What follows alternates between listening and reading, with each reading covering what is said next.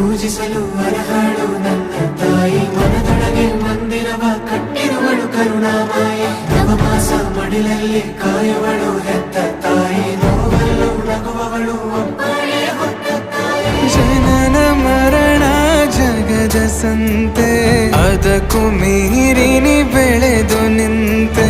ಕರುಣೆ ಸಹನೆಯ ಮೂರ್ತಿಯಂತೆ, ದೇವರಿಗೂ ನೀ ಸ್ಫೂರ್ತಿಯಂತೆ.